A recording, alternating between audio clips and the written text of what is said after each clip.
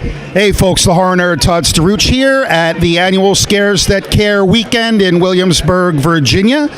Again, all for charity. I am standing here with Costas Mandylor, star of Saw 3, 4, and 5. 6 and 7. Yes. Costas, how are you? How are you doing? Good to see you, my friend.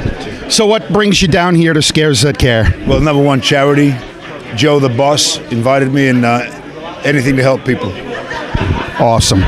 So you've been meeting a lot of fans today? They're gearing up. It was raining here. People are working on a Friday, but it's slowly moving, and the snowball effect will happen. Looking forward to meeting people. Well, tomorrow will be insanity, I can assure you of that. We like insanity. We like that. So let's talk about the Saw movies briefly. What drew you into that franchise? Were you into horror, or was it an audition like any other audition? No, I was kind of invited by accident there. My managers produced it, and they asked me if I'd like to take a shot at being one of the characters. And it was such a beautiful success. Who could turn that down? And horror is special when it's done right.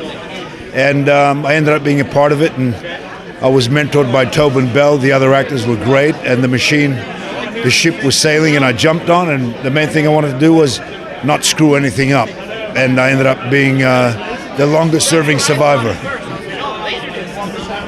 Does it ever surprise you the passion that horror fans have when they get attached to a franchise like that? The success speaks for itself, and the fans, when they hook onto something, they're very thorough with their thirst for knowledge and detail and all that stuff. And I'm not really surprised anymore.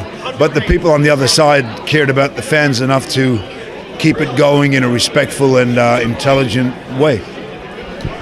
Being a big horror fan myself, one thing that I have encountered over the years is horror doesn't always get as much respect as a genre as sometimes we think it should. How would you address that? I think that when people want to see something again and again and rewatch a movie, whatever genre it is, you have to respect the people's taste. And somehow people that make the movies, whether it's Rob Zombie or the geniuses of Saw, James Wong and Winnell,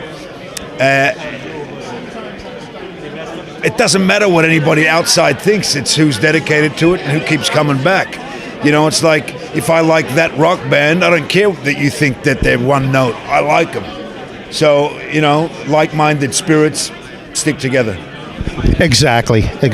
So, what are you working on now? Anything coming down the pipeline for you? I've been doing a few guest stars on some TV shows and playing Russians and Englishmen and Serbians, and which is a test for me, which is good because I got to do the gig. But I've got a big movie that hopefully is a big movie called The Cliffs of Freedom coming out, which is not horror. It's about war in the 1800s. And Christopher Plummer's there and some other up-and-comers. And it's part of my Greek history. And hopefully people are going to love it. The Cliffs of Freedom. When is that coming? Somewhere towards the end of the year, October, November. Fantastic. Now, stepping aside from movies just for a second, I have heard around that you are quite popular with the ladies at these conventions. How do you respond to that? Thank you. Whoever said that, thank you. Well, like I said, my daughter is here helping me, and she is a big fan. What would you say to any young horror fans out there? Love what you love. If you're going to become involved in the business, understand how they're made. Just stick to your guns, and it's not just about the movies, it's in life.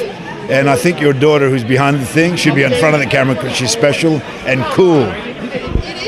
No, thank you very much. Costas, thank you very much for a few moments of your time. I truly appreciate it. Hope you have a great weekend down here at Scares That Care. Let the games begin. Thank you very much, everybody, and we'll see you in the next interview.